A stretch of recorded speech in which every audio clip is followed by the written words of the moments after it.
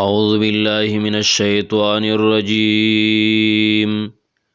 بسم الله الرحمن الرحيم.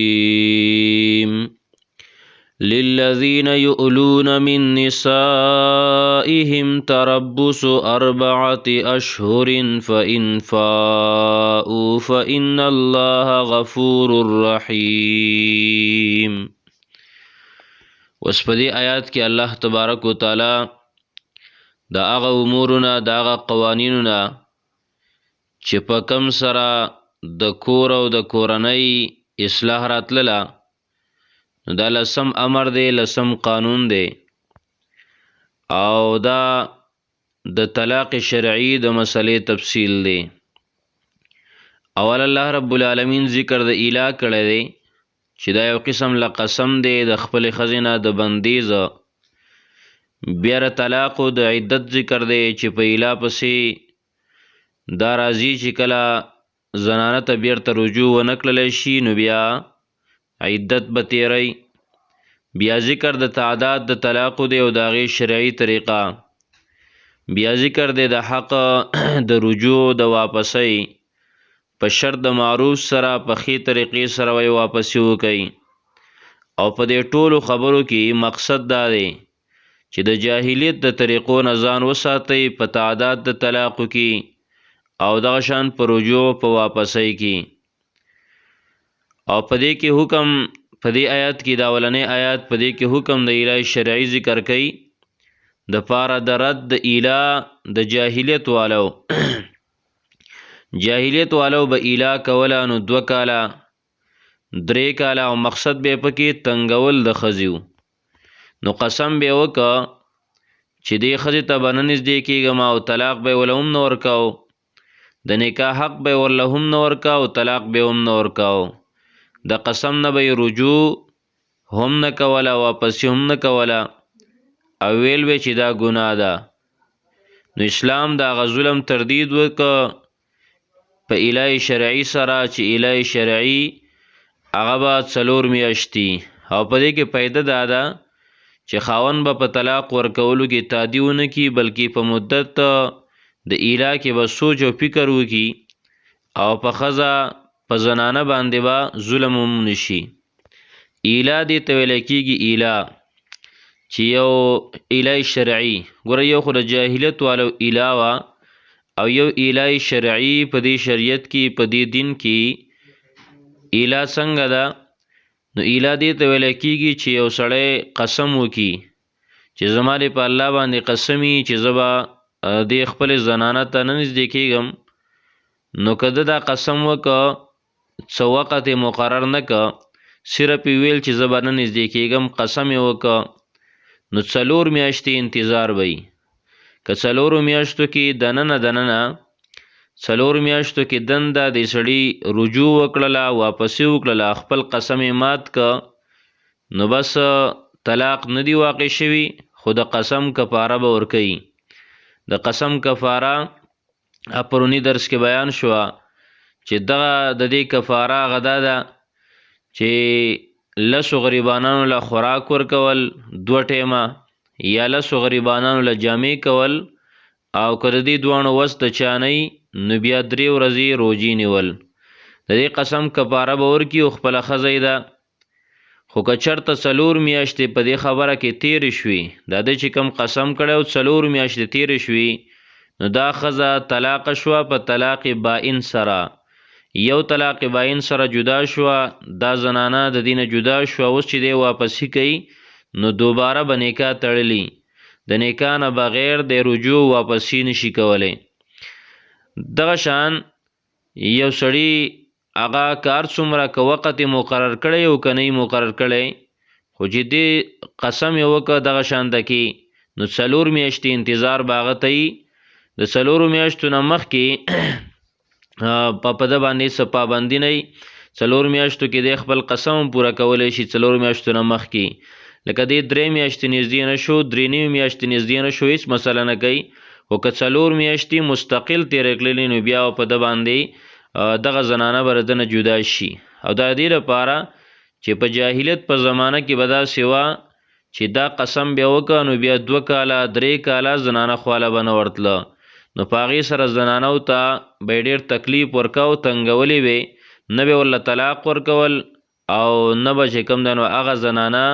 د نکاح حقونه به ورله نه ادا کول. نو شریعت دواړه اړخونو طرف ته شریعت رعایت وساته چې سړی به هم په دې 4 میاشتو کې به سوچ و فکر وکړي چې یاره 4 میاشتو نه اخوا خو دا زنانه طلاقیږي او جدا کیږي، نو دی به سوچ وکړي. او دغه شان د 4 میاشتو نه اخوا د زنانه طرف رعایت وساتلی شه چې زنانه که 4 میاشتو کې دا سړی د ته نږدې نه شو نو اخوا دا زنانه طلاقه شوه او دغه زنانه به ځان له بل ځای خاوند کوي دې لپاره چې زنانه ته ضرر ونه رسیږي. نو الله تبارک وتعالی فرمایي للذین د هغه کسانو دپاره یؤلون چې قسمونه خوري من نسائهم د خپلو ښځو نه، تربص انتظار کول دی 4 اشهر 4 میاشتې، فإن فاؤوا پس که چرته دی واپس وکړه، فإن الله غفور الرحیم نو یقینا الله تعالی بخون کې مهربان دی،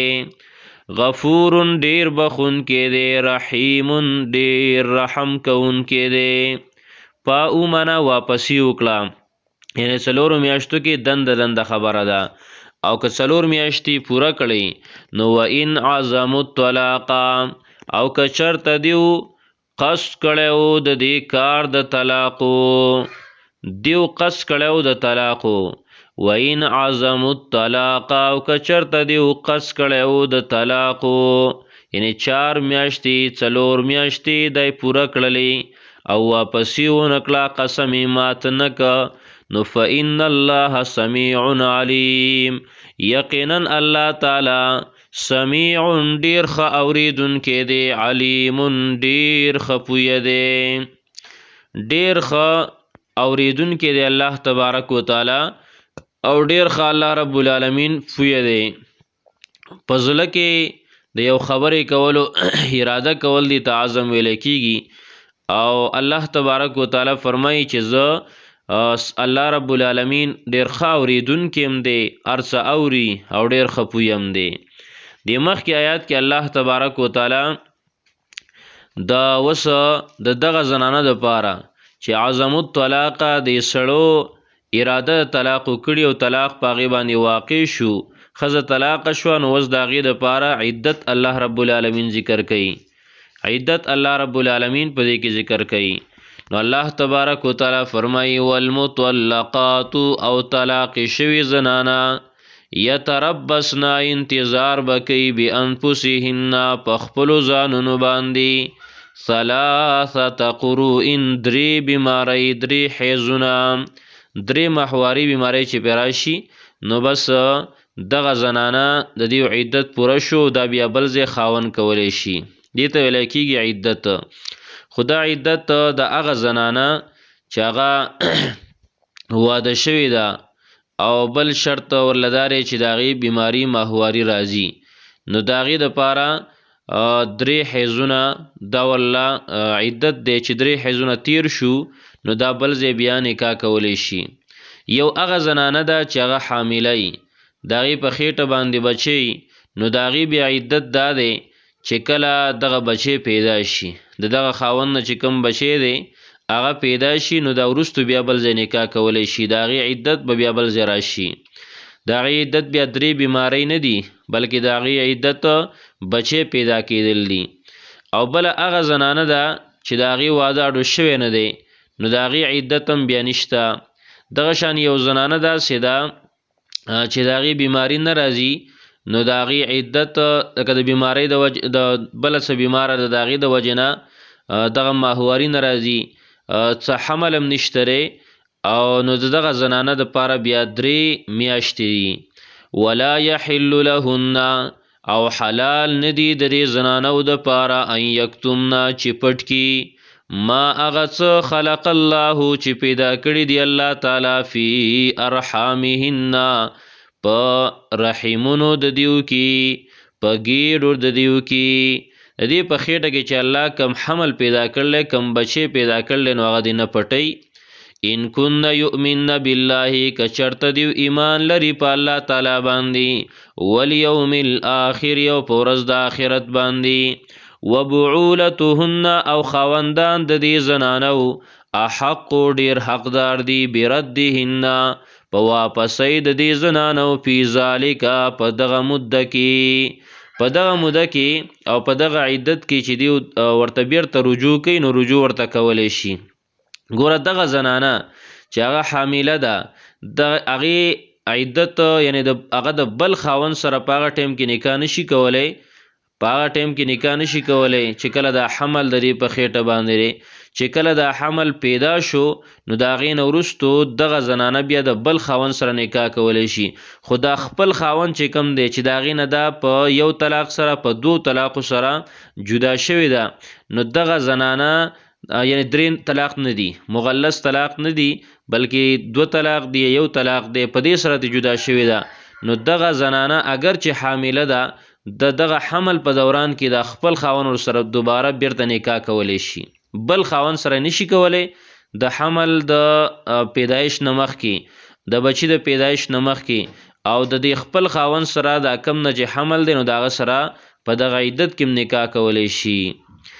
او دغه شانته کې دا نور زنانم په دې عدت کې